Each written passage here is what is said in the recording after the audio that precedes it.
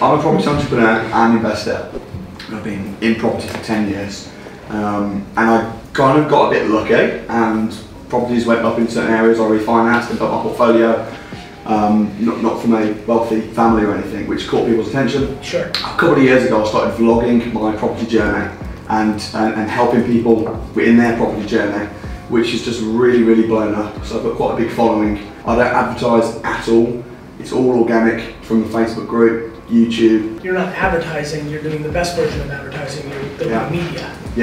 Yeah, totally. I think it's super important, especially in real estate, to not talk about it as luck, but to accept it for what it is. Yeah. I'm not saying that there isn't luck. Yeah. That's not where I'm going. Real estate is very basic. Yeah. It's extremely up and extremely down. Yeah. What happened was your timing was in your benefit. Yeah. And the reason you're saying luck and the reason you're diversifying is you know that it's not sustainable. So what happens next is the market goes down. Well, here's the thing. Please. Okay. Because people say, oh well, the property went up, now there's Brexit and there's this and it's harder.